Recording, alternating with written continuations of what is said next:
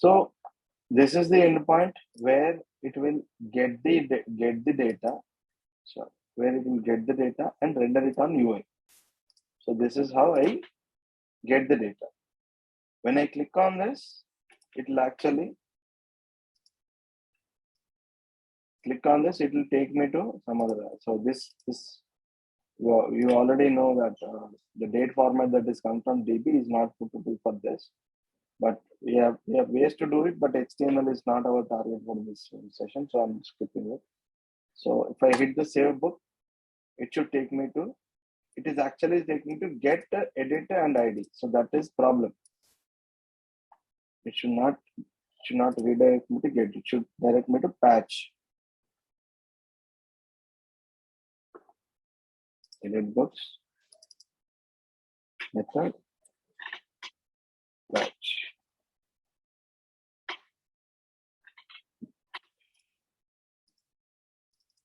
Maybe update. So I'll come here. Update. Update is not a function. Put. Yeah, put is another method. So I'll say put. You have to match the endpoint, the endpoint type and the method, endpoint method here and endpoint method here. So now if I send this information, why it is only taking me to get?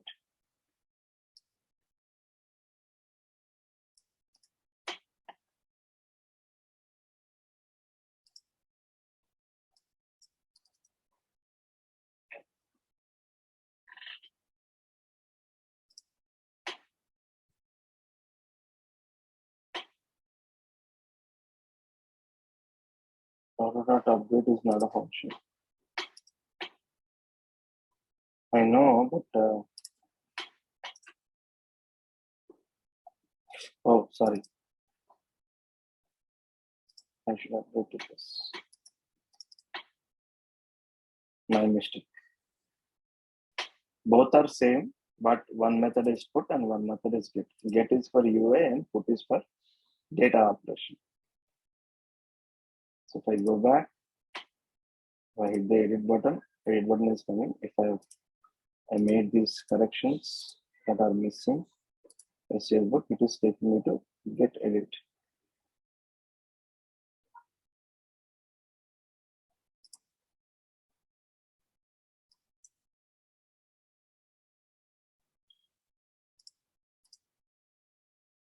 This is where everything is messing up.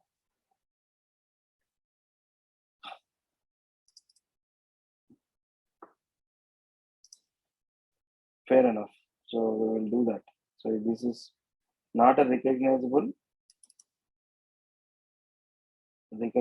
method for HTML forms. So let's say post only. Not a problem. Database is started. I need to wait for that Mongo started message because without Mongo started or connected, if I go here and get the book.find1.id, it won't be able to get it because I'm gonna get an error. I have to wait for the MongoDB connected. Yes, MongoDB is now connected. Now I can go back and refresh. Now I got the data.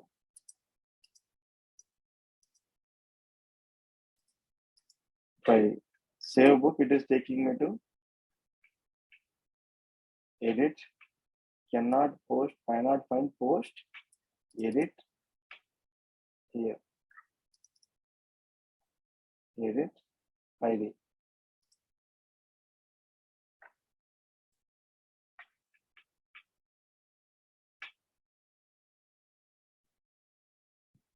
Oh, sorry. It should actually book/edit because we missed it. Here we are book/edit/, but the books is missed. So I should keep it this way. Book/edit. So I refresh. Okay.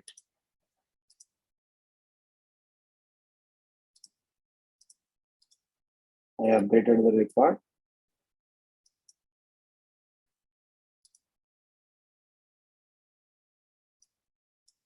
Okay, book/edit, book/edit.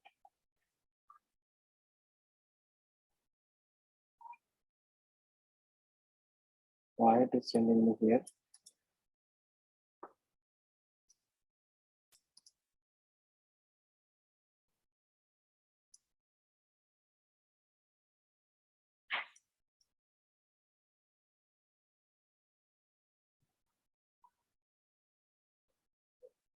Okay, so good.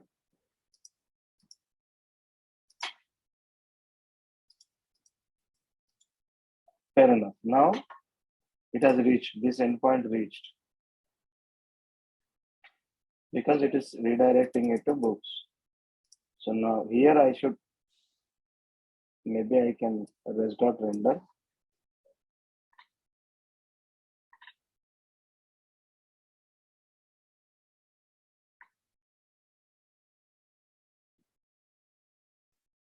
I need to get the updated payload.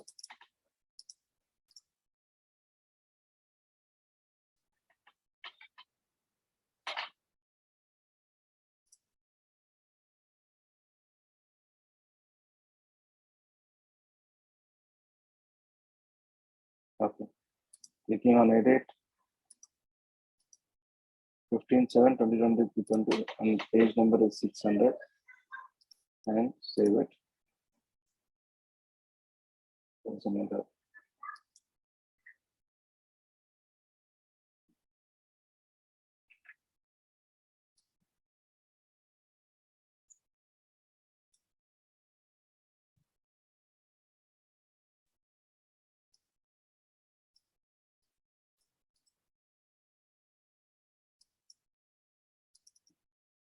Sorry, start send.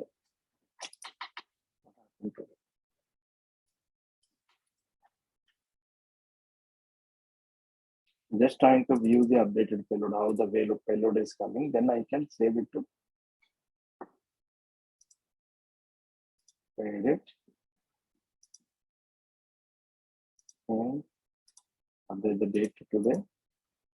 Okay, now the updated date to today,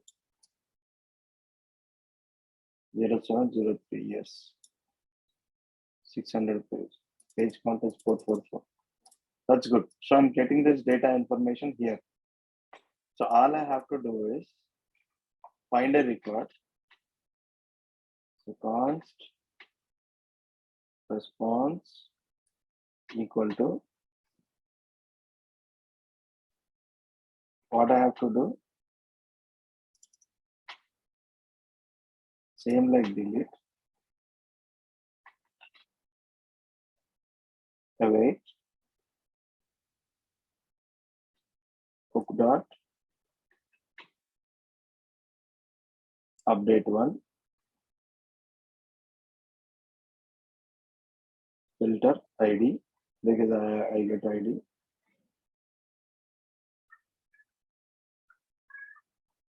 and then what do I need to update? Update is payload.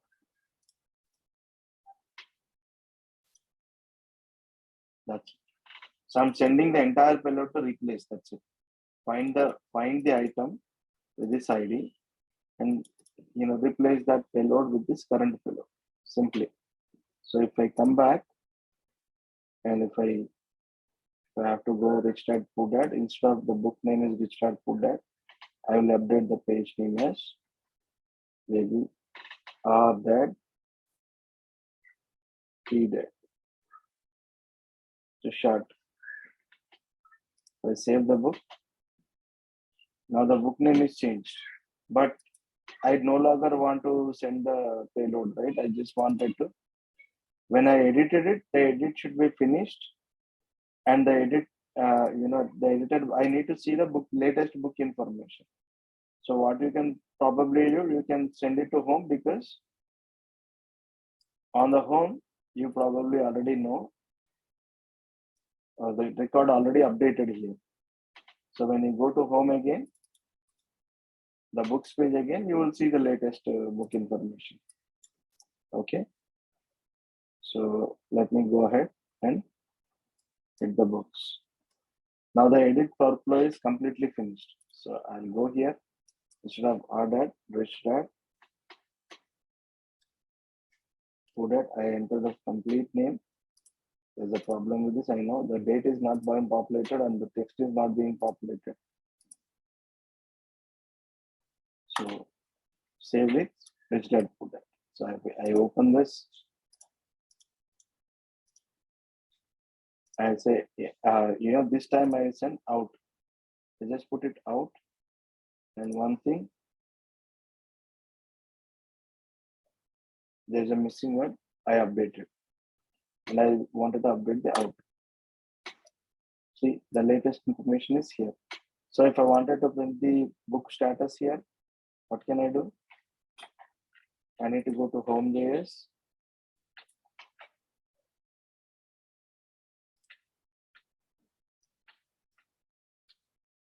Book author.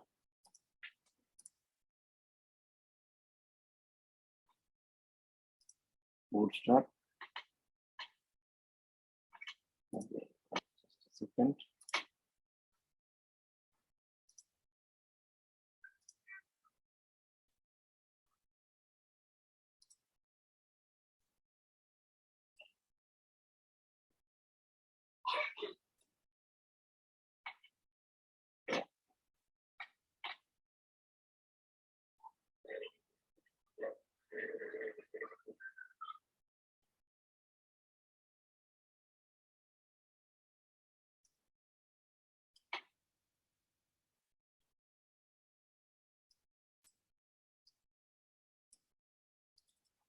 Status. Save it. It's out, it's in. If I edit it, I set this book to not available.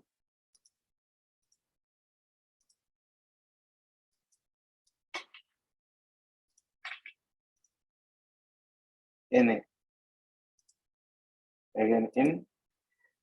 To fix this problem, I think probably what I can do, the edit book, while I'm assigning value, it is unable to pick up because this is a string. Okay, now what I can do, number.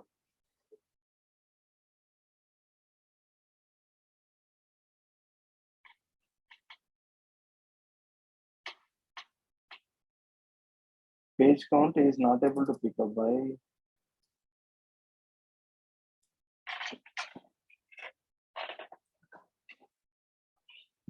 type is number. Otherwise, if I say text, it is coming.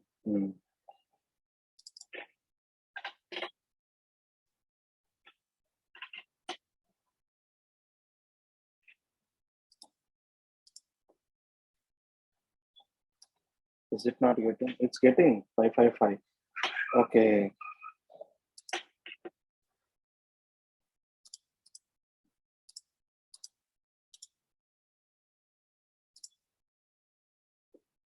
There's an extra space that is being added. And that is the reason it is not able to show that. So where is this extra space? I think this is the extra space. Yes. The extra space is making all kinds of messy. So now if I refresh it, this is being updated. Now it's time we fix the JSON date. So if I go to date, there's the same problem here, I think. So no, it should render in this format. What is this coming with? Okay, okay, nice. So it has escaped expecting DB YY format, and this is coming.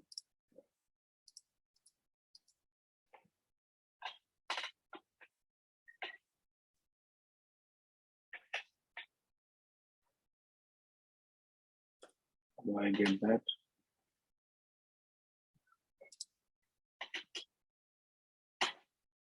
To get that date, it is kind of big code. So probably I don't want to update it. Maybe I don't want to allow the date to change.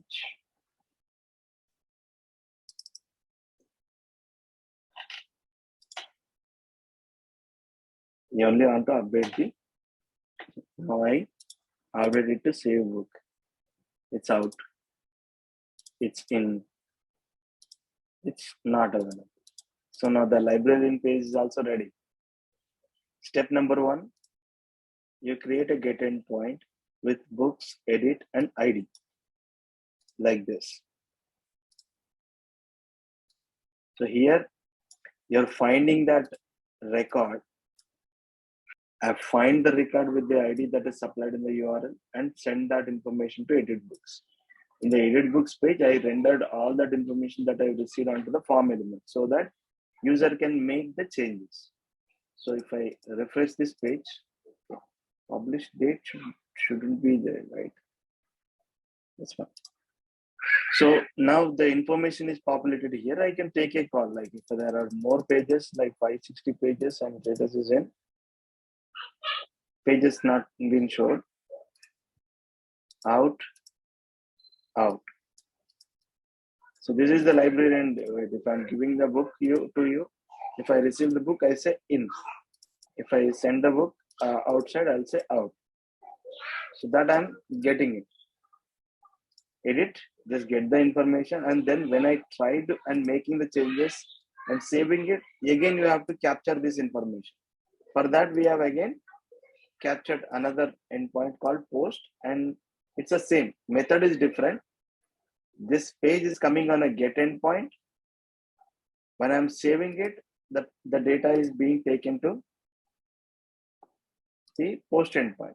On the post endpoint, I'm receiving a request body and parameters. So I'm saying, hey, update the book endpoint, update the book model with this ID, and take this payload and just update it, because I always get my payload. So if I think that name is not proper, I'll say maybe Robert Kiyos is other book. I don't know other book is other book, but I'll update some book. And some book will be. If you wanted to set this request.flash, you can do that.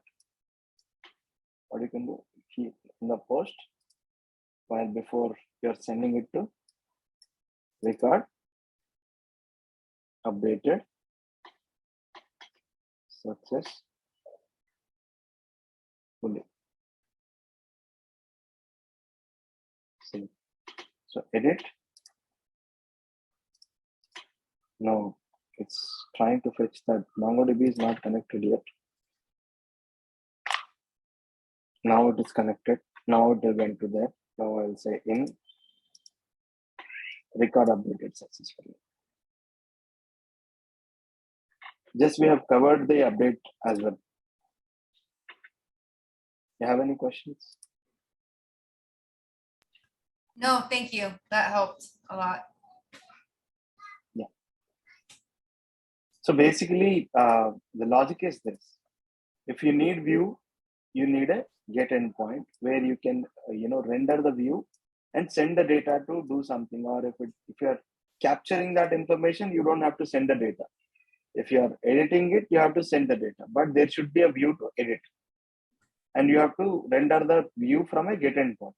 And then on the view, if you are trying to save the information, you have to capture this information, update the data, and then take you back to the home page.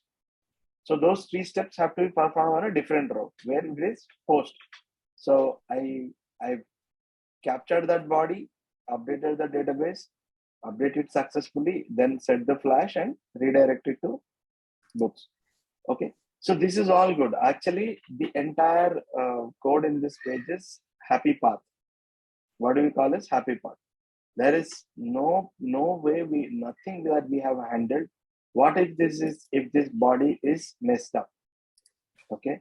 What happens if the body is messed up? Let's say book name is important. So on the edit node, what I would do on the edit node, somebody out of fluke, they kind of do this. See, edit node is a name is a required field.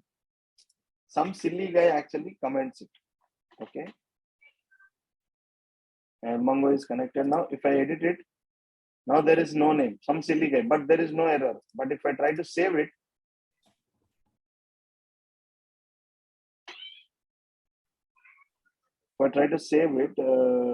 why it is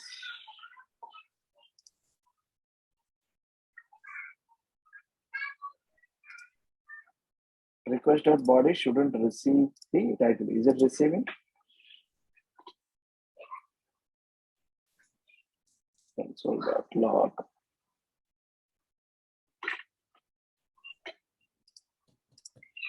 So I need to go to my schema. Set name is set to required true. This name is required true. And I've just commented out the form field so that it will not be sent to the. So I've got it. Trying to save the book. Description I received.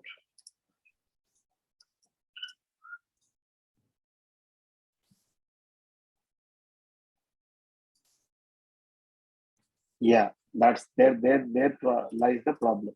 Even though if I'm not sending any information, it is not sending any problem to me, right? It's not showing anything to me. So if I log this response, console const response.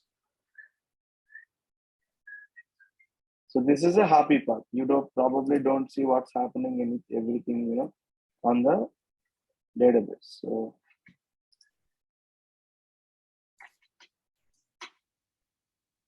if I really look at the response, console log the response.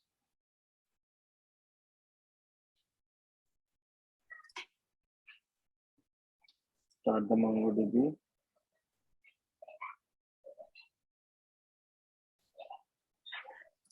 Mongo is connected, edit it, and try to save that. If I see,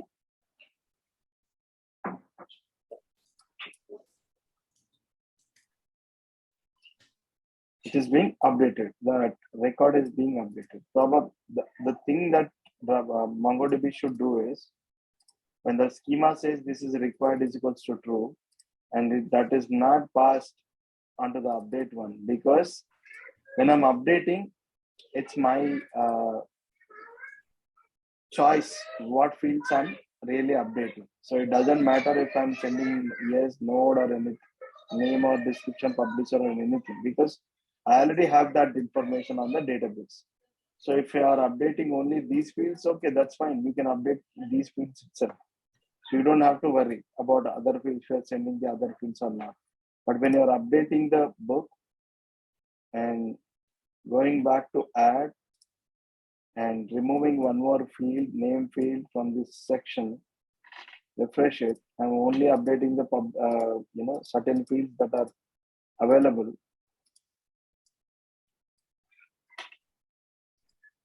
Now I'm trying to save. Now I get the error. What is that error I'm getting? I'm getting validation paid. Path name is required. But there is no way that I have handled this. I could have handled better. I could have notified the user that name is really important and I haven't done it anywhere. So this is a problematic statement. So you cannot expect everything to go smooth each time, right? It should be smooth. You have to configure it to the worst case scenario. So what can you do is, so today's topic is to understand the try catch block. So how do we use the try catch block on the code that we are writing here? So what is the endpoint that we are trying to hit here? Post books. So post, this is the endpoint we're trying to hit. Now there is an error at this point of time. When it's trying to save, we are not sending the name because we commented out in the action. And the MongoDB says that name is required. You cannot save the record without name. But there is no way that user is getting to know that there is a field missing. So it just keep on rotating. No, nothing is happening. It just kept on rotating. Okay. So that is a problematic statement. So what do I have to do? Okay. When you are successful, you are saying it is successful. Take me back to book. What if it is not successful? What if this statement is not successful? So I've already put that in a try catch block. So basically, you put your successful code in a try block. If something is not right, I'm actually logging it here. But you can do this. When something is not right, when something is went wrong here, you just set the fail message and you pass in the error dot message and you say res dot redirected to books. So if I take back home, add book,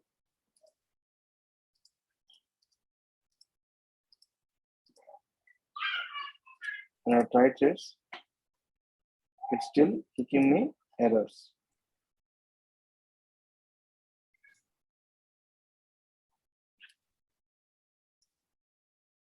Okay, MongoDB is not started yet. 1 second.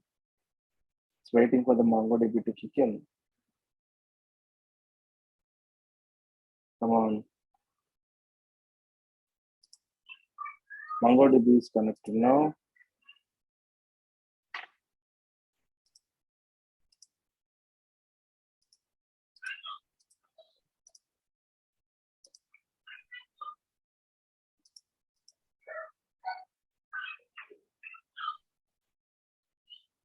Okay.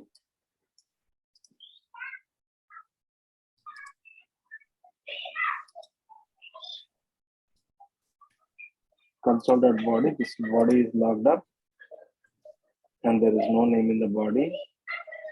Basically, there is an error.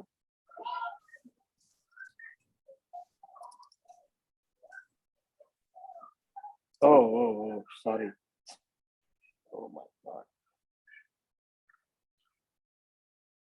I created a try cache in try cache. I already have a try cache. What do I have to do? On the parent try cache, I have to say is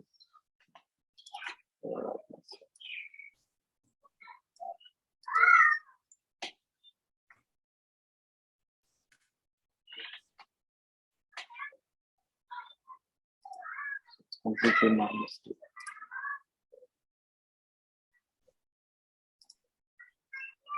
Try. So keep everything in try catch. This is called error handling in Node.js. If you are using one thumb rule is that if you ever have to use await in the entire function, keep wrap this that await statement in try catch blocks. If something goes wrong, just say that message to the endpoint. So that's what we are doing it here.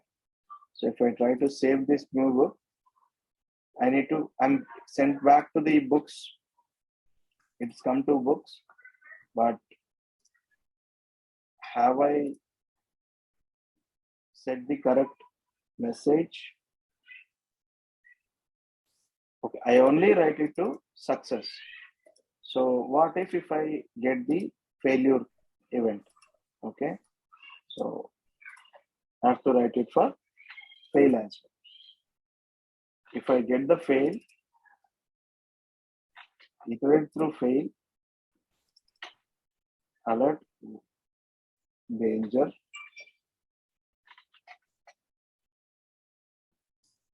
add book,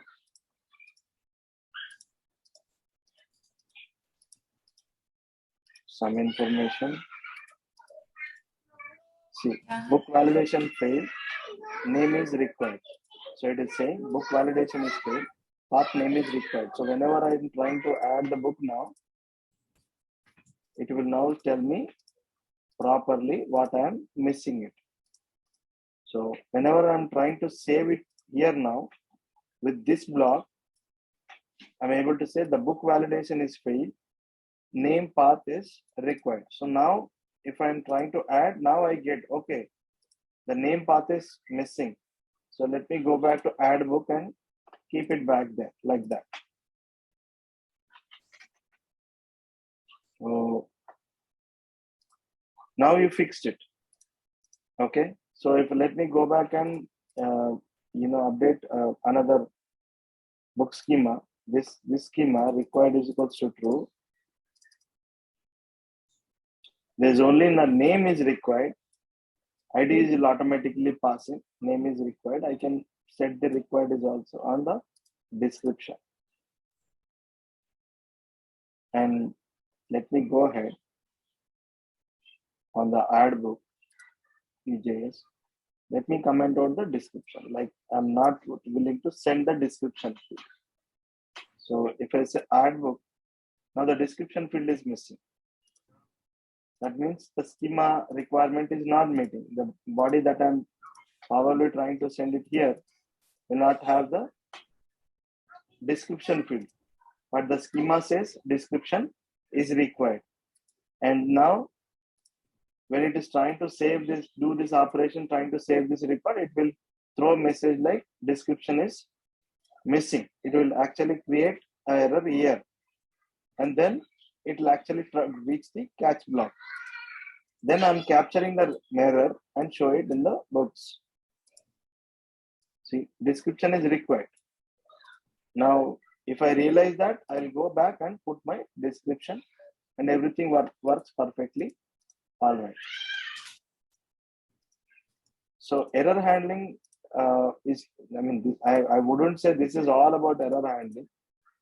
Okay, there are so many things that you need to learn about error handling, but that's different topics for. It's a different topic, but the simple thing or the easiest thing that you could do is, if there is an await here, what you should be probably doing is this: put it in try catch block,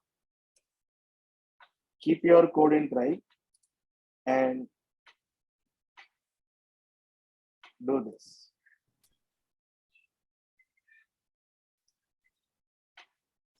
Error. That's it. This way, you are handling the worst possible scenarios. Okay, you have an await here. There's no try catch. If you see an await, do this step. If you see an await, simply put a try catch. Whenever you see an await, put this. And when there is an error, what do you want to do? You have to handle it. How do you want to handle it? I just wanted to send it to books, the home page, but with the error message in the required flag, so that user can understand what is went wrong with this code. So I want to do the same thing for everyone.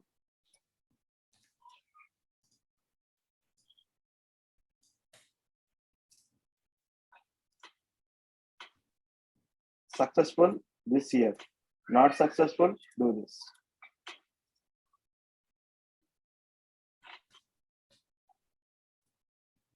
Okay, that's it. So this is a thumb rule, just a thumb saying or thumb rule for, if the database is not connected, if I can mess up with my database, okay, maybe I can mess up with this connection string for a moment and save it. Okay, is it possible like that?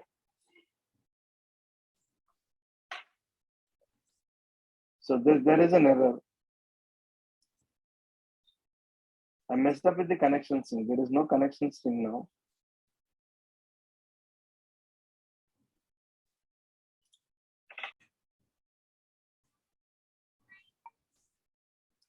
Maybe I can put a throw here.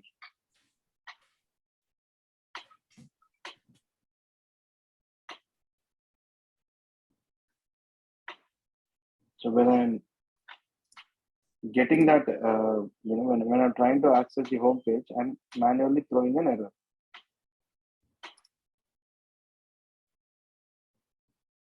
MongoDB is not started.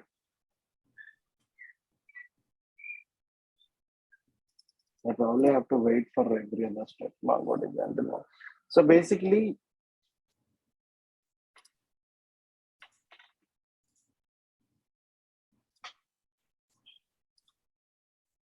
any error that you throw here should be handled and captured here. But the problem is you're throwing an error on the get and rendering it again back to the books. So you're making the error on the same endpoint and trying to access the same endpoint. That's a tricky thing that one can do.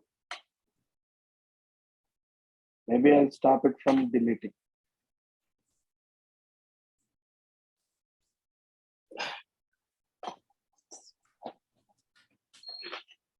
I'm manually throwing an error. So I'm getting it. I'm throwing it. It's not deleting, and it is coming here, but there is no error. So new error. So manually generating the error. Now I get that error message here, and that message should be popped up here.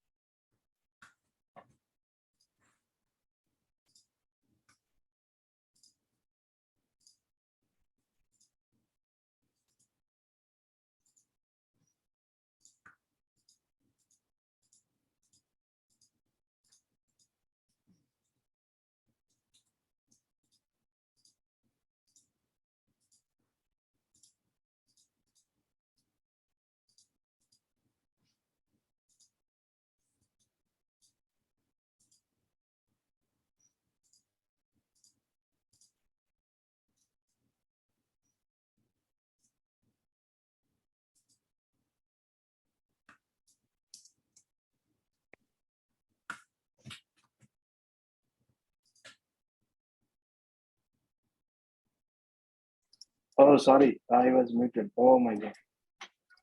Thank you. So that's it. So if you have this try catch block, 80% of the time you handled your. So whatever goes wrong in this statement, just capture it here and send that response to here. If you are using, if you are not using views, you say res dot send error dot message. Simply because whatever goes wrong here, the UI the UI or the endpoint consumer should have the information with it. So always keep the good practice of wrapping your code. If you are using an await, wrapping your success path here and your sad path here. So you just assume both the cases and you code for that both the worst case scenarios. So I'm going to stop it here. So next, I'm going to give you input on how to spin up, how to spin a MongoDB container in your local. So yesterday I was going through some of the documentation. The easiest way that I could find is using Docker Compose file. So what is Docker? If you see it here, so I haven't started my Docker.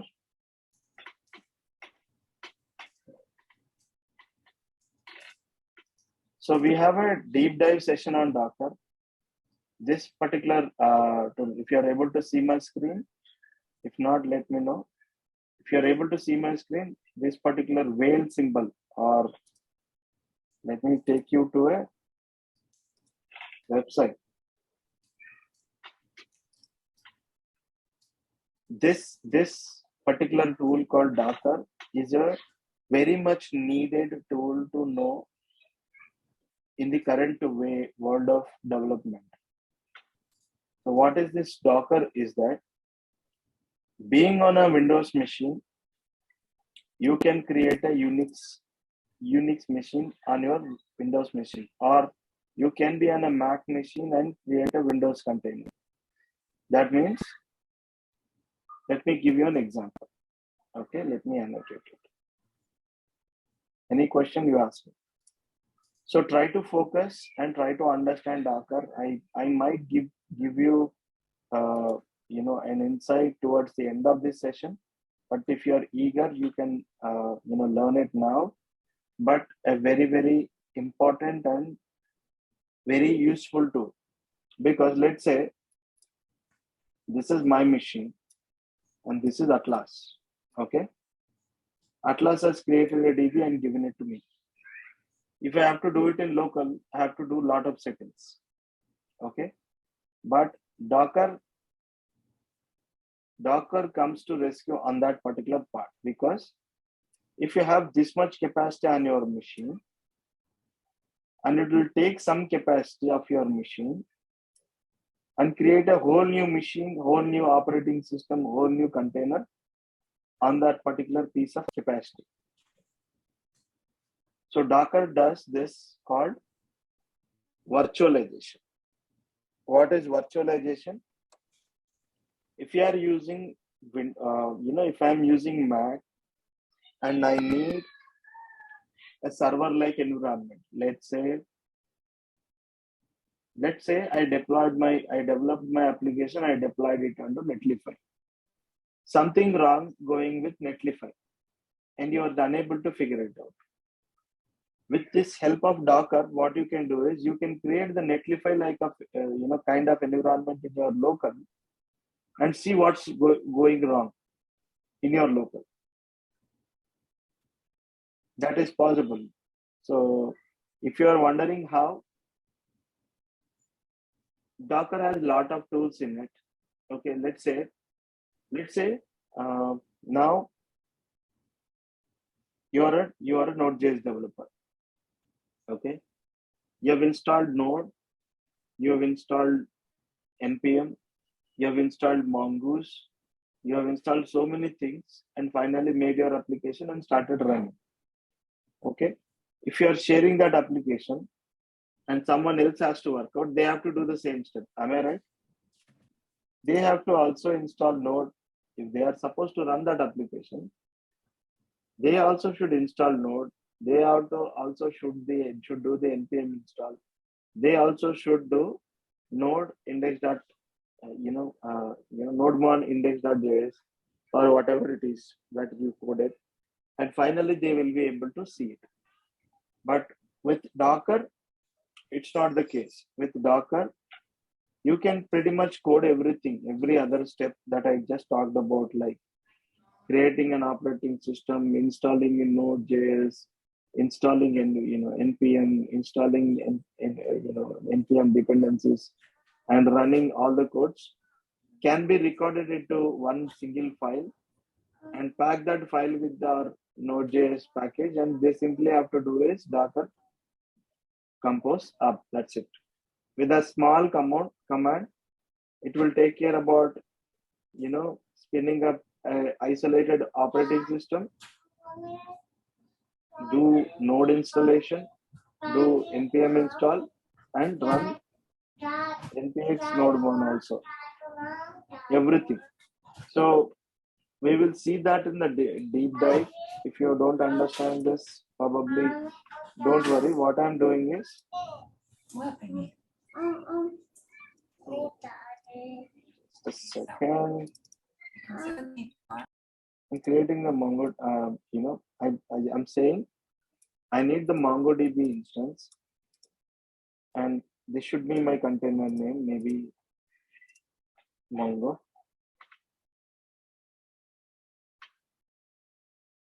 So if you don't understand this, simply assume that this is the file that is going to create a local instance of your MongoDB. Simply assume this. If you don't want use Atlas at any point of time, if you want to install it in Node.js, keep this file handy. Okay, keep this file handy, which is I'm going to share you, and install Docker that I have just showed on the website. Okay, go to Docker website. This is a pretty heavy tool, guys. If you have less configured machines, don't try this, because it is going to heat up more than half of your machine, because this tool will run 2-3 operating systems on one operating system. Like on your machine, it is capable of spinning up, running another OS itself. So it's that powerful. So if you have enough capacity, you can run it. If you don't have enough capacity, don't run this. Okay, enough capacity, I mean that all the Mac machines which are above, which are produced after 2019 or 2018, they are all pretty much powerful. But Windows machines which are not having which are having i3 or below, or not having more RAM than 8 GB, 8 gigabits RAM. If you don't have 8 gigabits RAM on your machine, please do not install this application, because this is going to eat up your entire space. So I just found out a way that you can say Docker compose up. This command is going to pick up this Docker compose.yaml, and if I run it, so, okay, I haven't started my Docker. I need to start my Docker. So I'm just creating a local instance here. I'm just trying to find it. So this is a project. Okay, I probably want to delete everything, schema and everything. I just tested the local instance yesterday. Okay, now my MongoDB is running in my local.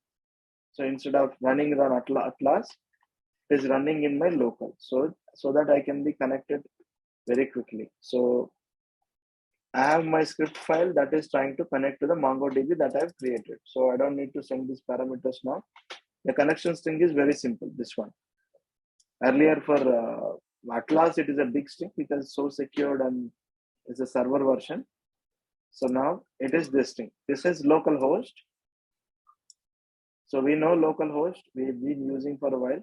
So it's just that 127.0.0.1 is simply, a replica of localhost. That localhost and 127.0.0.1 is same. It's pretty much same like this. That's it. You can still connect it to this link. So let me npx node script.js. So I just connected here and I run this method. I'm trying to find. So okay, so let me keep it like this. Console.log.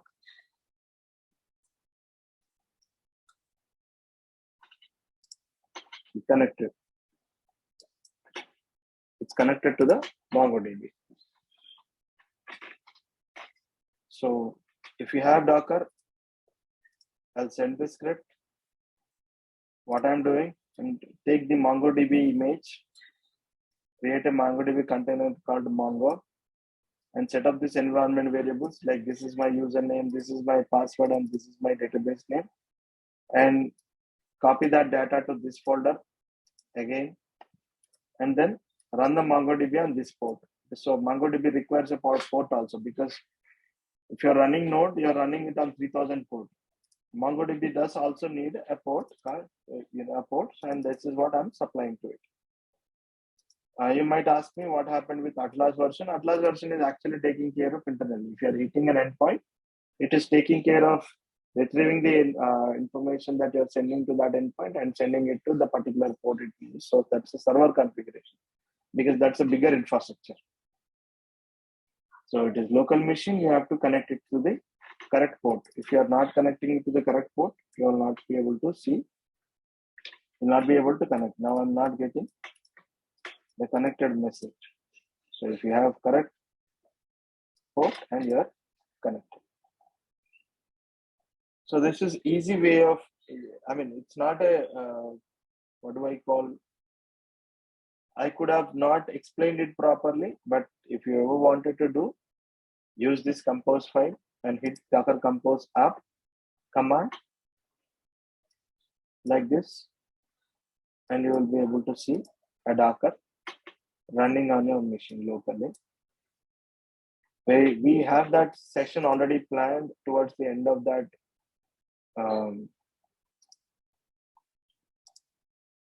towards the end of our thing, because 16th is our Docker intro, because Docker is something important. The last session is on Docker, but for now this is an introduction. Okay, we'll have a full-length session on Docker. Okay, in this video, today I just wanted to cover, I just wanted to explain you a few other advanced concepts of Mongoose, so that we can wrap the Node.js. Like, you know how to create endpoint, you know how to connect to DB, you know how to connect to a UI, you know how to render a UI. You have already, rendered it. So what you don't know probably is how do you authenticate? Like, how do you, restrict, like login, sign up, sign out, and everything. So if you go ahead and, Google them, and if you go to a repository, you can pretty much figure out what is happening, because you know how database records are being created. So if I search like this, if I were you, I will do this: Mongo authentication Node.js GitHub. So Node.js JWT auth mod. I go to this repository, I understand everything. Like, this has been controller and this is routes, auth routes. You see pretty much few different files, but you will be able to figure out if you are running through them. So here you will see.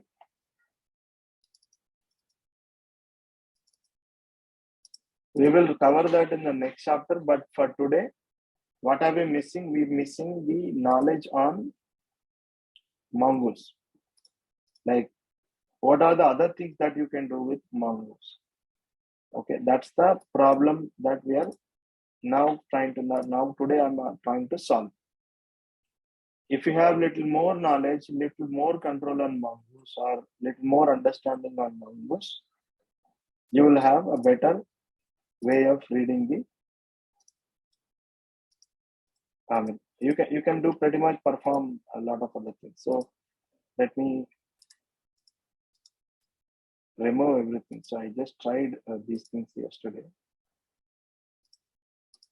Okay, now script.js is simple. Let me remove this also. There is no need to explain this guy, because this guy is simply a connection string and just connecting it, and finally once connecting and logging it connected. I think it's pretty much 1.5 hours. I think it's time for a break, if you guys feel so.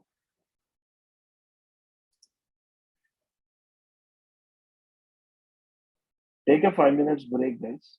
Yeah, take a 5 to 10 minutes break, and let's connect and let's deep dive onto Mongo. So So I just wanted to cover everything on, I mean, the high level concepts of Mongoose, like how do you update, delete, queries, search it, or limit or pagination or sort of things. So that is important things that you want to create, and will wrap the.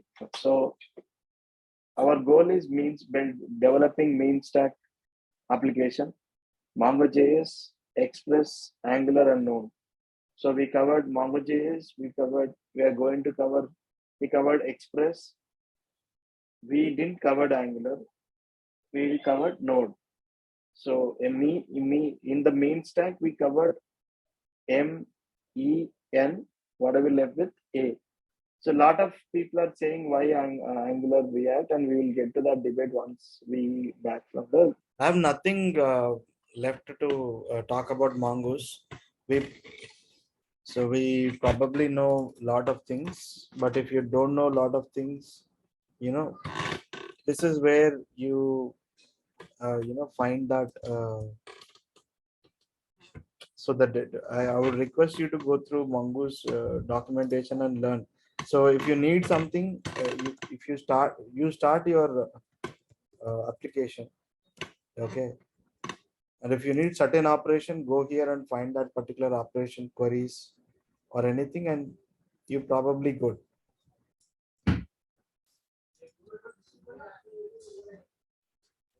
You're probably good with this. So if me talking about everything and going over everything doesn't really make any sense, because you already have pretty much good documentation on MongoDB. So only things that this documentation doesn't have is to how do you connect with Node.js, that we already discussed many other times and they're good. But once you connect it to MongoDB, how do you keep this file? How do you make this file? How do you create schema model is not a very alien thing for you. So that's what I wanted to cover. So we are now enabled. Okay. Though maybe these are all pretty self-explanatory. So if you go to delete one, it's just this. Find that record and delete one. So they are self-explanatory, pretty much self-explanatory. Delete many means is what? You find the name with star and delete as many records as you want. As you if you are supposed to delete 30, it will delete 30. But if you're only supposed to delete one guy with matching to this query, you will probably only delete one. So you just find one, find update, find and remove, find by ID and remove, find by ID and update. So they are pretty much self-explanatory. Only thing is that you need to explore it. You need to go and explore it, and you need to try. How do you try? This is what this file is the right place to start. If you wanted to just let me add this volume to git ignore, because that is something I don't want to push. Okay. So how do I try these things? Okay. I suggest you create a file like this. Okay. We know how to create schema, not a alien topic. We have a schema file. We have a model file.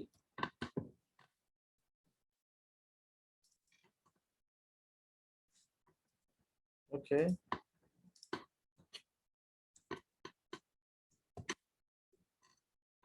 Let me go to schema files and schema. What I can do? Const Mongoose. Already installed Mongoose. Require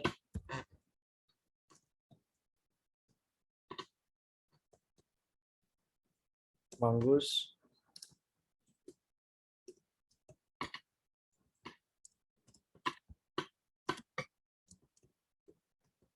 Mongoose dot schema, capital C.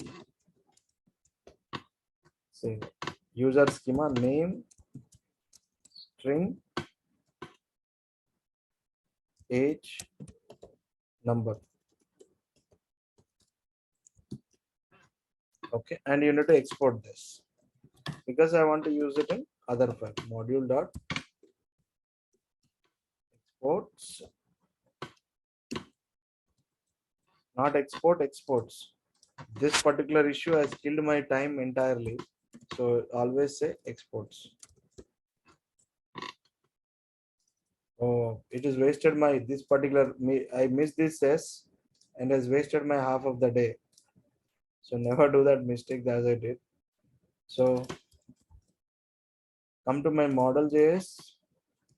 Const mongoose is equals to require. What is require method do, guys?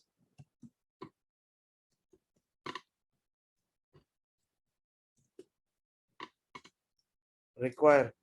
What is require?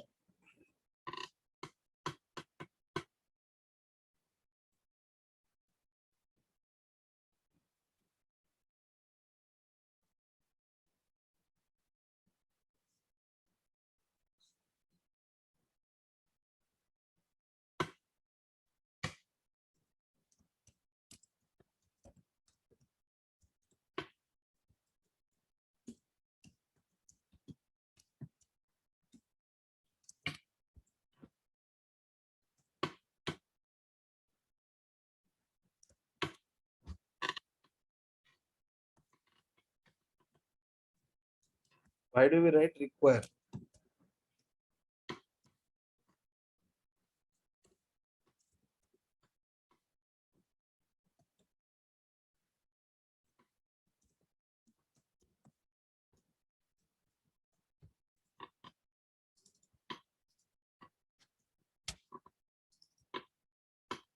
So now I created a schema.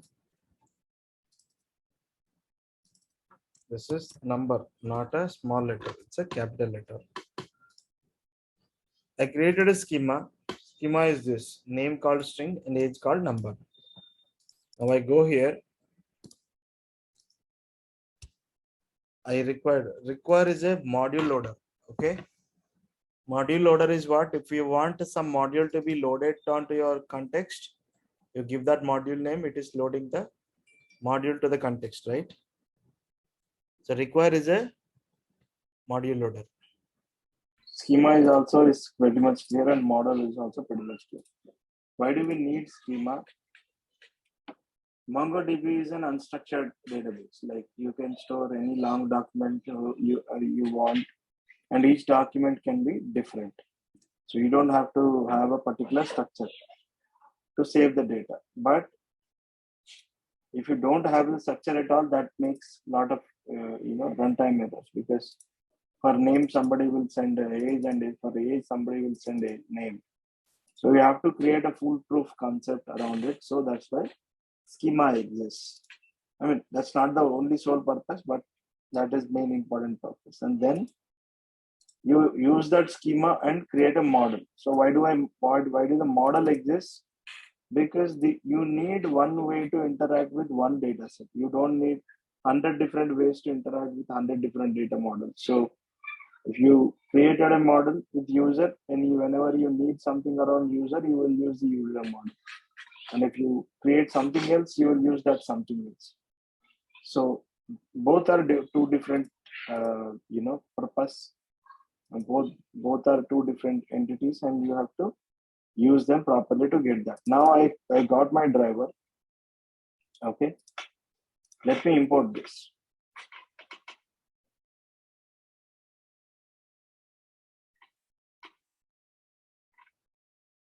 I need a local file, something from models. Now I've got the model. Okay, now I can say once the DB is connected, this will run. New user. New user. Name.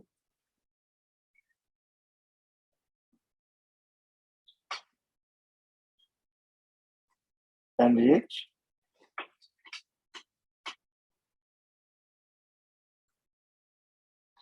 Okay. So now I create a new user, and then what I would do, await new user dot save. Here the record will create. record will get generated. Console.log.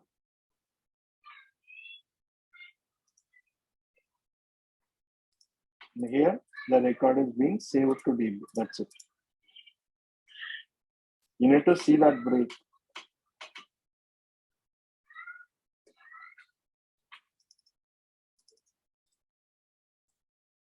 If I save it, we could see here. One is this. There's no difference here. This is after saving. This is before saving. So when you're trying to create a new record, okay, when you try to create a new record, this will be generated. So the schema will take care about creating a record and validating with the data types and everything. Finally, when it is ready, there are no errors. If it is moving on to the next step, then I'm actually saving it. Once I saved, this is my response. So now I'm able to save the record. Okay. How do I retrieve it? I probably comment these steps.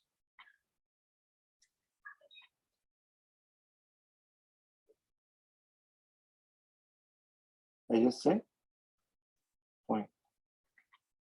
Fine, I need to proper. I probably put it here. See, there are so many 3 records in that. Kyle, Ganesh, 4 records actually. Okay. So we have seen how to save it, and we have seen how to retrieve. How do I query? So in database, saving a record, updating a record, deleting a record is fine. But the most important concept is how do you structure your information and how do you retrieve that information? Those are the 2 important things that you need to learn. So for the structuring, you have to go to schema and you have to understand different variety types of things around the data schema. So it's like this. You ask yourself generic questions like, if I'm able to create a user, if I'm allowing the user to be able to create a user on the schema, is this information enough? First, to perform my job, is this enough information is enough? First and foremost question. If you want to write down, you can write down. If you're already sleeping, you can get back to this session. Okay. If you're already feeling sleepy, I would suggest you to, eat a Minto fresh or have a coffee or, have a sugar shot in your mouth. But if you're ever to create a data structure, okay. So if Mahesh Babu is making a movie, let's say we're all local and now it's pretty much local. If let's say, Jackie Chan is supposed to create a movie, okay, what questions he might ask, okay? If Jackie Chan signing up for a movie, what he would ask? What is this movie is all about? What is my character? And how do I perform it? And how do the audience will receive it? And how is the making? Who is the director? A lot of other aspects that you need to consider for making a movie. But if you're making an application, data is your story. So because without data, by now you would have already figured out by now what's the difference. What is the difference that data can make? If you miss to structure your data properly, what happens? You might end up creating a bad UI. You might end up creating a bad controller. You might end up creating a bad code itself. So the key is structure your data. So first question you ask, if there is a persona called user, I'm giving a space for him to create Node.js, a record on my DB. Is this information enough to help him? Let's say I'm creating a social media application. I'm trying to create a record for DB for all the users. Name and age, is it enough? You tell me, I will write. Is it enough? Are these two things enough? Let's say I'm creating a Twitter.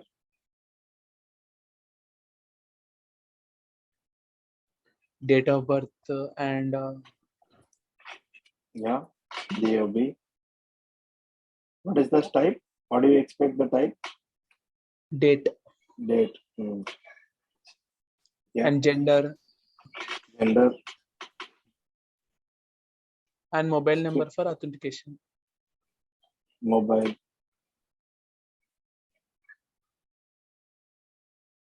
Maybe string as well. Email, I probably take email.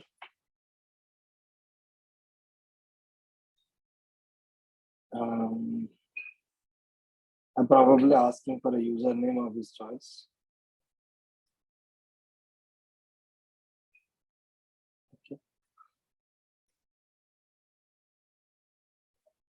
Okay.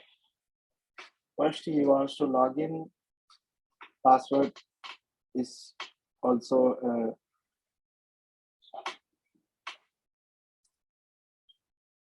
first he wants to log in, sign up. He can give me email. I can verify his email, or I can verify his mobile. It's my choice. And he can set a username, he can set a password, he can log in. Name is optional because I'm still having email or username. You can see display. So now I have the record, but next question what you should ask is, I have that information. What is the minimum information that I should be able to create a record of it? Second question. First question, what is the information that I want to capture for that particular record? Second question is, what is the minimum information that I need to have? What is that critical fields? What is the critical field for my application for this user to onboard? So if there is no date of birth, is it going to stop the user to post or write a tweet? I don't think so. If this guy is not having a name, I can still post it with username. If this guy doesn't say that he is male or female or LGBTQ, does it matter? No. If this guy is not giving a mobile, does it matter? Maybe because I want to give him the mobile number because I really don't want to encourage users to come onto my platform and post updates. If I have a phone number, I can call. If something goes wrong, I can call him and say, hey, you're doing something wrong, or I can delete the user by a mobile ID. That's good. Email, yes, maybe needed. Username must, password must, because without username or password or email ID or phone number, he cannot log into my application. Now the second filter is, what is the minimum information that I need?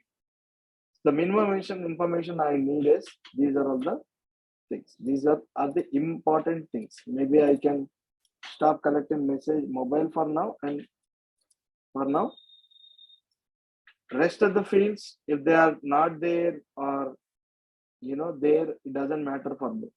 These two things are required. So how do you say that these things are required on the schema? Okay, you can not only do it like this, you can do it like this. So you can send in an object. So now I can say, earlier it was only string, so you don't need to specifically say this is a type. Since we are sending multiple parameters to this particular schema field, you need to specify that I'm using, a string is the type, and is it required? Not required, required. It is Required. Yeah, required. It's true. And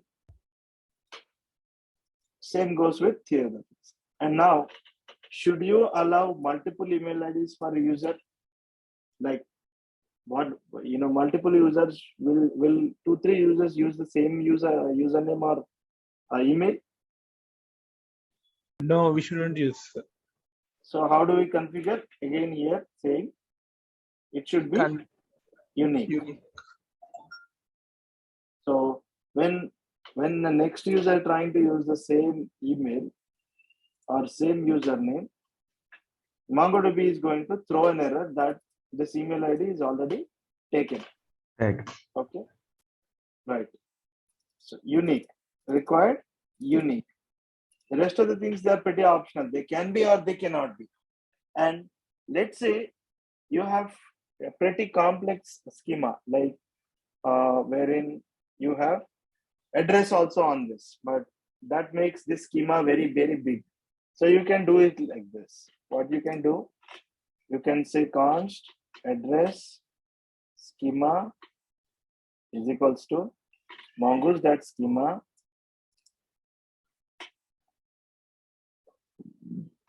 street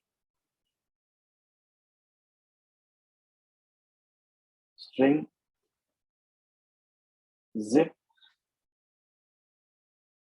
type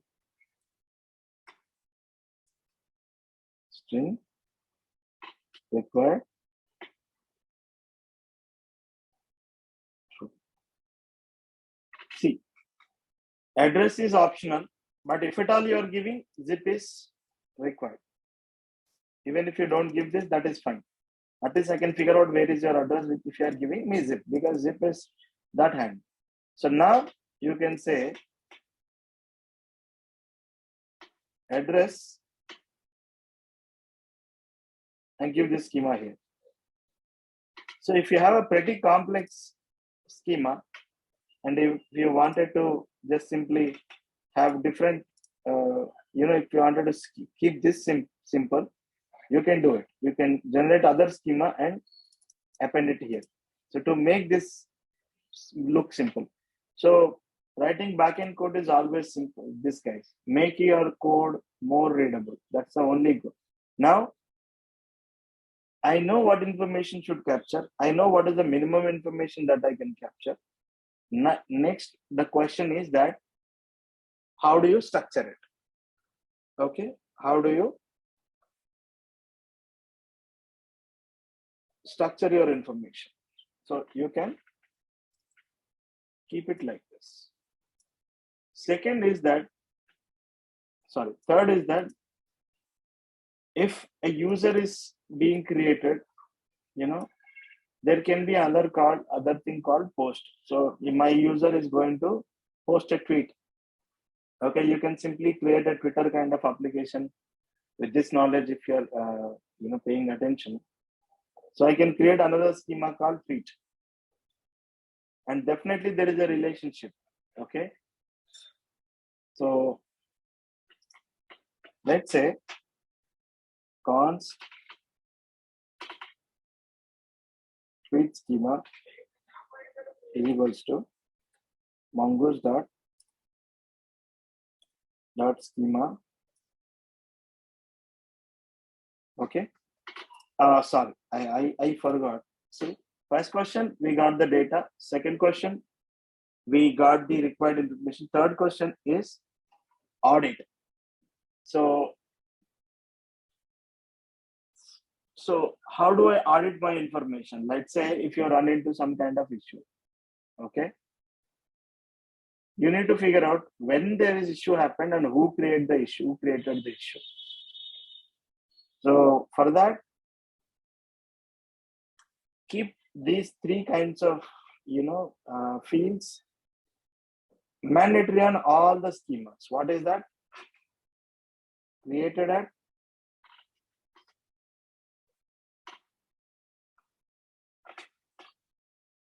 updated at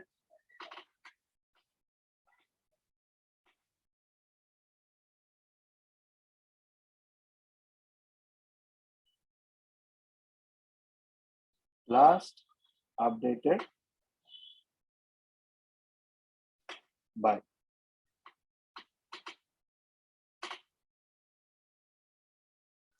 See, these kinds of things are called audit inputs.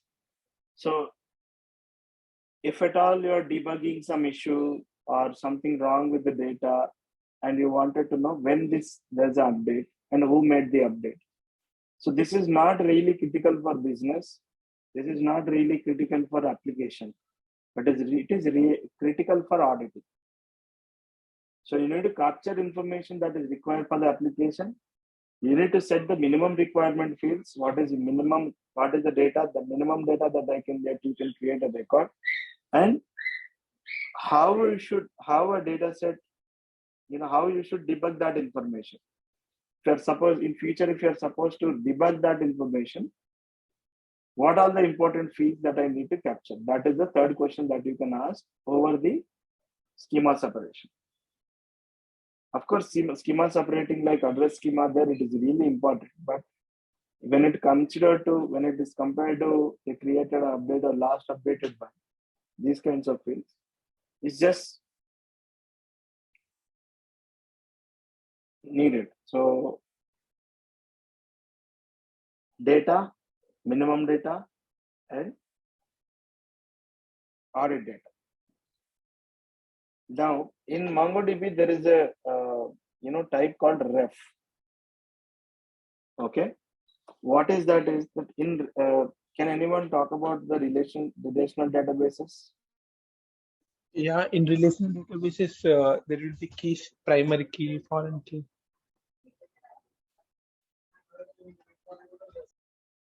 So why do we need foreign key? I mean, there is a relation between two databases, two tables. If we manipulate we can retrieve the two tables data with those foreign key. Yeah, simply see. You're right. Thanks, Karthik. Simply see, you can write 100 tweets, but who is the owner? A user is owner. Can you duplicate that information here? Like if you're creating a tweet data, you cannot again put everything on this, right? You need who created that tweet, but you won't be creating everything again on that tweet, right? Because you're already collecting that information here. What you probably need is this. If there is an ID for this guy, maybe ID should be unique. So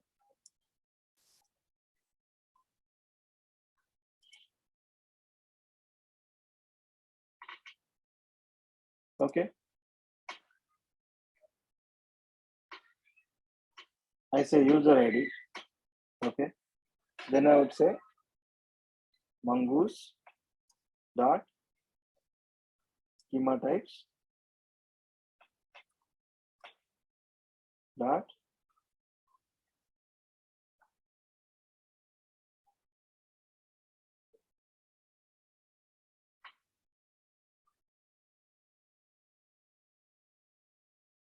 object type.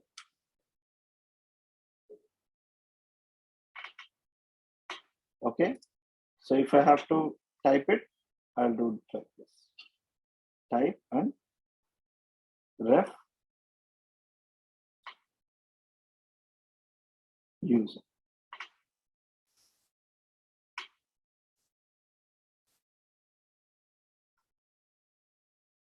So this way, you're creating a Twitter schema. So tweet schema, and you're referring to the user information, and you're saying you can write it here like this. So let us give it a try, because it's been a very long time we're talking about these things. So exports dot user schema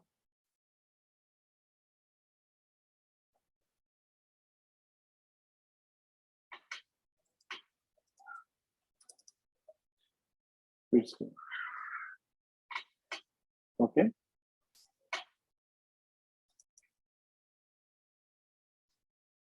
On my model, I probably need to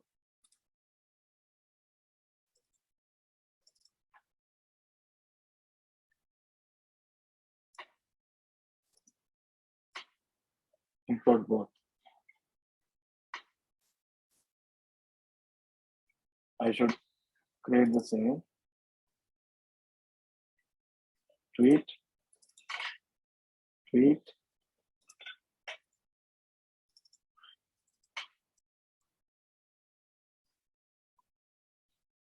Fair enough.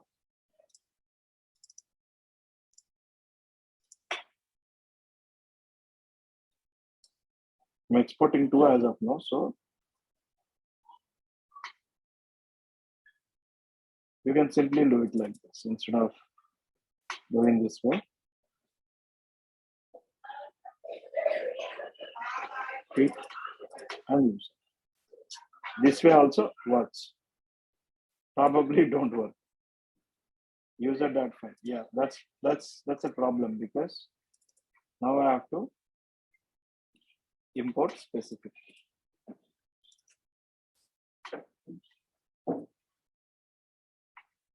Fair, I got it. So let me try to create a user. So let's first review the foreign key validation, because we know if you, so it's okay. Now let me uncomment my information to create user.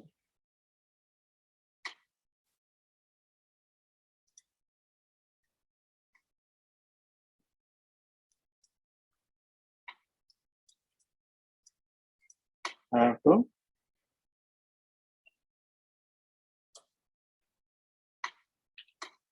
it's still creating user, but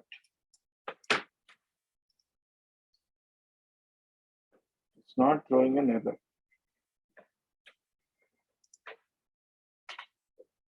I think I broke that code somewhere in the process.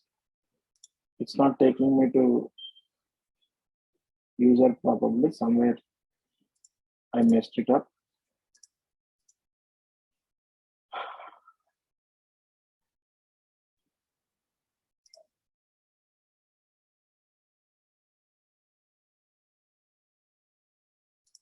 My import statement or model statement somewhere something got messed up.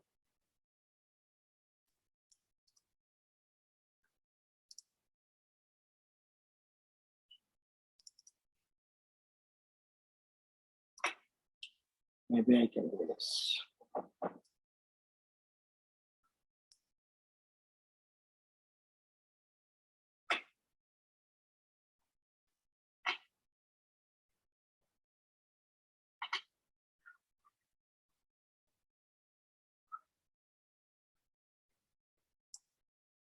Const user noise const sheet. Fair enough. Okay.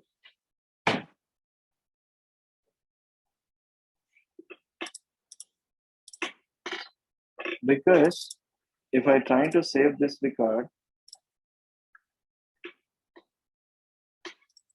now the user schema is pretty large, and that should throw me errors, which is clearly not happening. Let me try to save it and do that.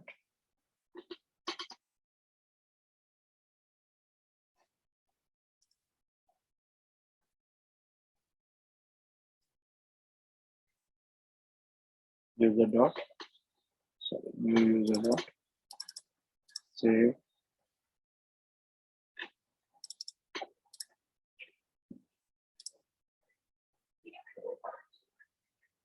Okay, fine. Now it is failing. So it is saying path username is required and is required. All kinds of errors are now populated. And let's go back. ID, I really don't need it now. Email, username, and password and address are these three are the important ones.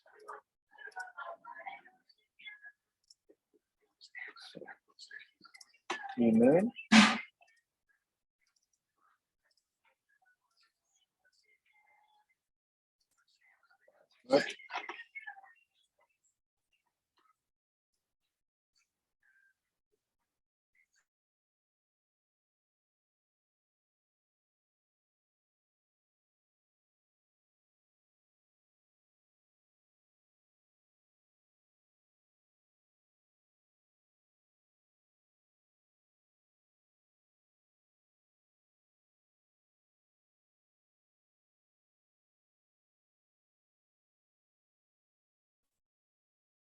You're on mute. I have visitors, so I kept myself mute. Okay. Email.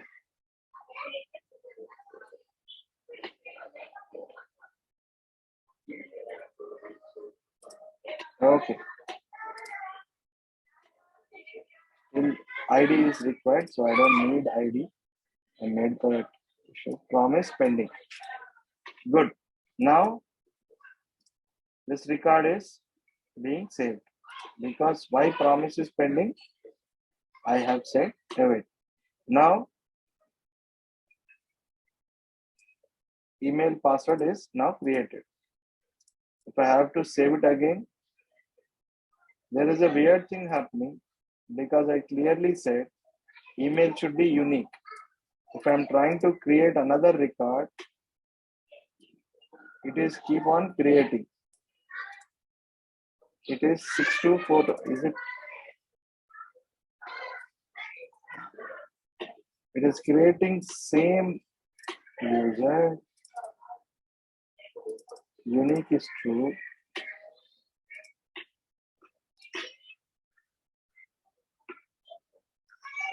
Am I messing it up?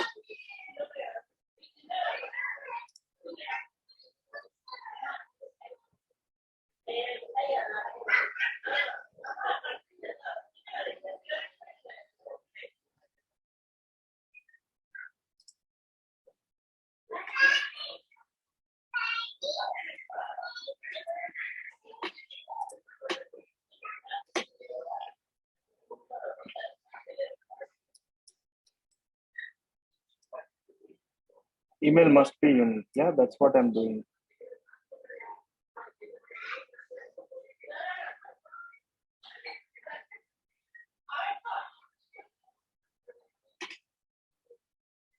Each time I'm creating a new record and I'm actually creating same with same data I'm trying to record, it should throw me an error saying that you're trying, this is not unique.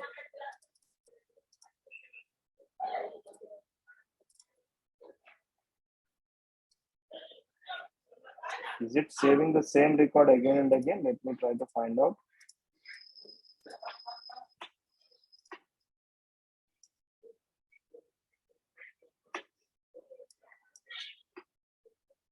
No.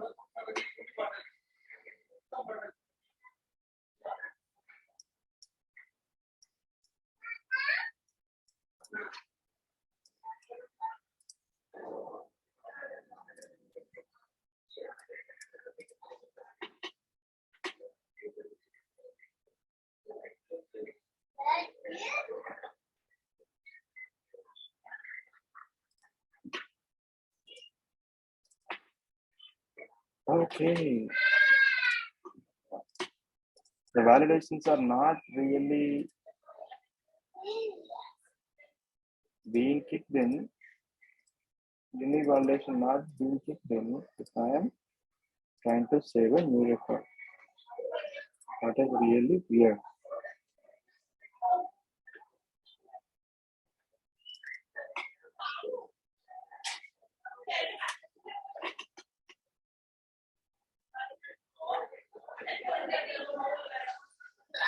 Okay, I need to. There is a duplicate key error configuration I have to do, I guess. So Mongoose beautiful unique validation. This guy is creating junk now.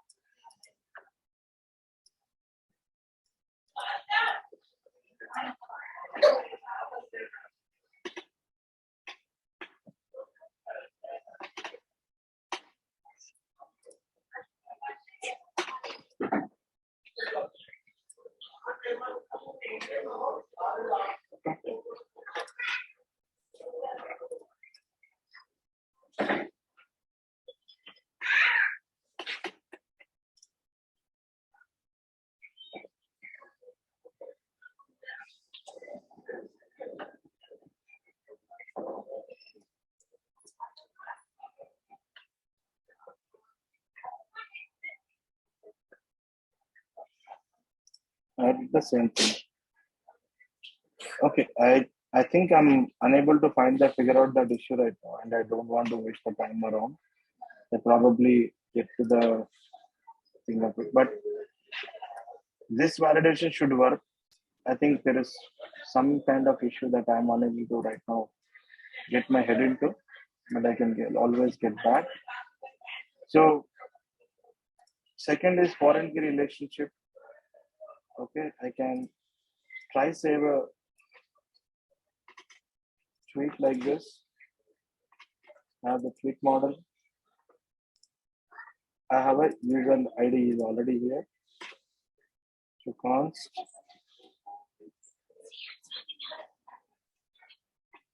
new tweet.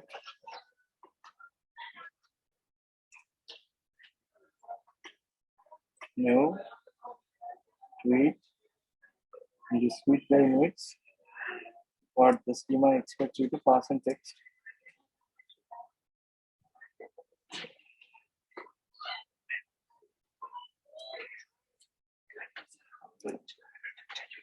Now I will pass in user ID.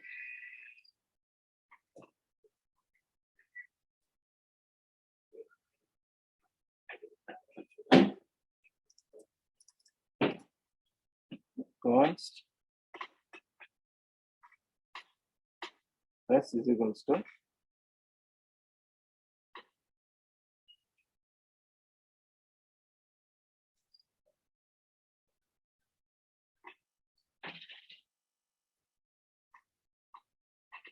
okay.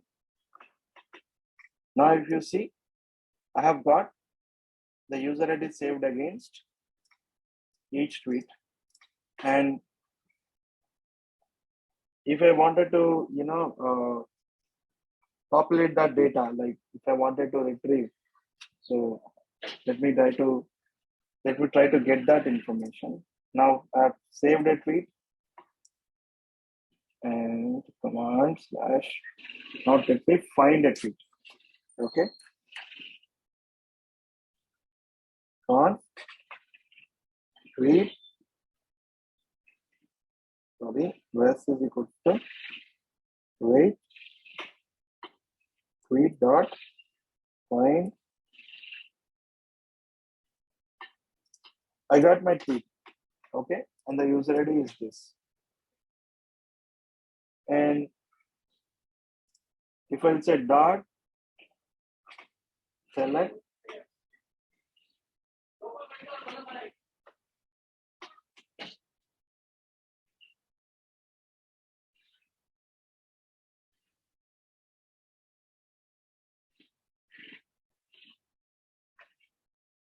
dot populate user ID.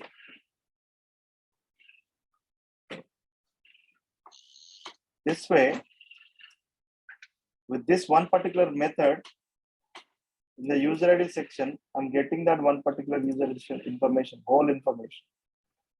So basically, you need to understand this. On the schema, I just saved user ID of this schema. So when I'm creating a tweet here, I said this is the text and this is the user ID.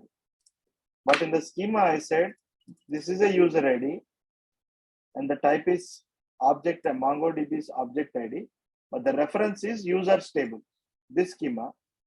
And if you ever execute a method like this populate user ID, instead of just getting user ID, it will just get the entire tweet. This tweet now has the entire user's information, whoever made the comment. Now I can easily save that. So you don't have to save the data multiple times, multiple places. You can actually use this populate method and just save the user ID like this. Just like I referred the in schema here, and I saved that user ID here. And then when I say that populate that user ID, instead of just returning that ID I saved, it will return me that entire information of that particular user. Like if you see a relationship between two data sets, this is how you can maintain that relationship and still retrieve your data. Just maintain that, tag relationship ID, like this is my spouse. And when you populate that, the entire details of that particular spouse will populate here. Okay. So next other thing that I wanted to explain you is the query thing. So let me comment this. How do you query things in MongoDB?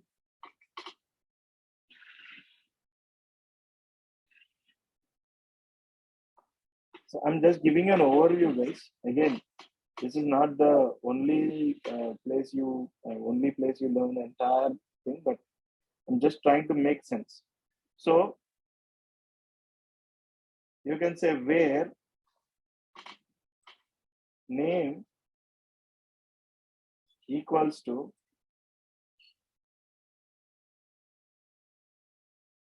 Kyle.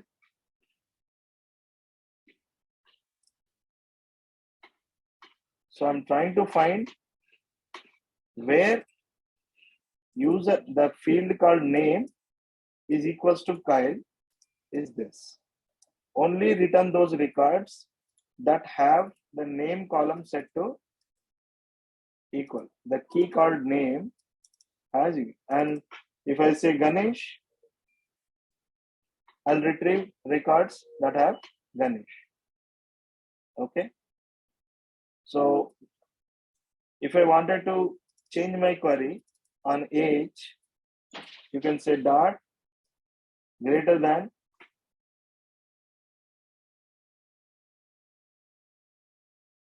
20.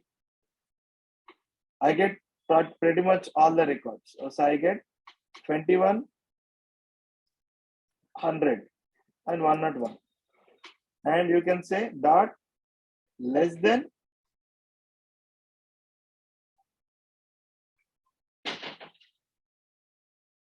there's something wrong about it.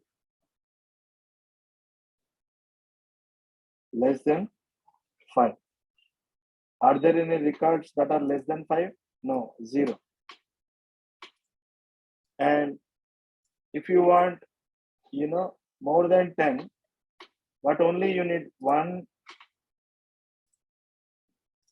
So this query where age is greater than 20, I'm getting 1, 2, 3, 4, 5, 6. I don't want to receive this many, records. I only need 2 records. Say limit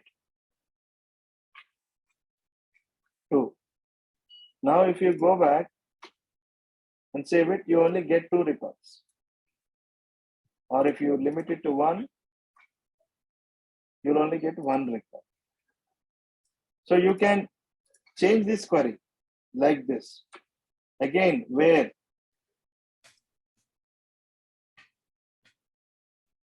name dot equals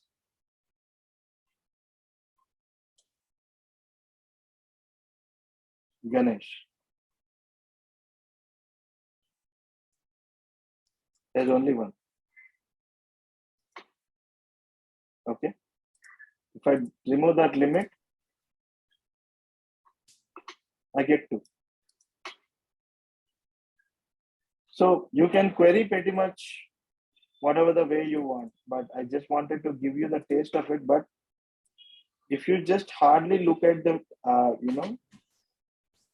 if you look at this available methods on the model that you created, there are hundreds of them, and each of them do a specific operation. I want you to explore, or if you don't want to explore, just try to, get the hold of them. And what do they do? Like, just read this section on the left hand side. Creates a update 1. The update first document matches to the filter query update to that. So it's just that. Just read this and understand what it does, and go ahead and use them whenever you need them. So I'm going to share a few more videos that will talk about, MongoDB in detail, but I want you guys to go through that content. I'm going to anyways share this recording. If there is a better, you know, explanation on MongoDB, I probably add those videos to the handout and give it to you. But be sure to check out every other possibility. Okay. So best way to create a complete end-to-end, best way to learn a complete application is to build an e-commerce application for yourself. So I did not talk about the file upload mechanism in Node.js. Maybe that's a challenge for you guys. So there are different ways you upload a file. You can upload a file to AWS S3 because since we haven't covered AWS or anything, it's going to create a lot of problems. But I encourage you guys to learn about a package called Multer. Okay, and Multer gives you a pretty, detailed documentation. How do you create a form? How can you create your? So in EJS, you create a form, you submit it to this at the method. Okay, and you retrieve the file like this, and you can write it to a folder. And once after you upload and get that file name, you save that file name in a database so that in later, whenever you're trying to retrieve, you can retrieve it with particular thing. So I'm going to share the videos as well on how to make the upload work, like a sample application on how do you upload an avatar, like a photograph, and retrieve it and display it on the UI. How can we do that? I will send that endpoint, and I would encourage you either build a Twitter application. I encourage you to build a Twitter application. It's fairly simple. Okay. And you don't need to display, my likes, your tweets or something. Let's first figure out a way to just create a UI, assume that you already have a user already logged in. And just like we did a library app, you build a Twitter app. And next time when we meet, we are talking about authentication, user session, and JWT, JSON Web Tokens. Next session, we're talking about this. JSON Web Tokens, Passport.js, which enables you to do the local authentication, and what are the different authentication types that are available in the world. Sometimes you log in with Google, sometimes you log in with your iCloud account, sometimes you use a OTP. So there are a number of ways in the world that you can now authenticate a user. We will particularly look at about the local authentication with username and password, and we will explore the other ways of doing it. And I will talk about what is their call and their terminology. How can you achieve all those things? But so talking about them or building an app on those kind of authentications is a time and money consuming thing. So I might not be able to do that, but I will be able to give you a good idea about what are the different kinds of authentications that are available. And I'm going to give you an introduction to that one particular authentication type out of that list. So that's the expectation for next session. We can call it a day.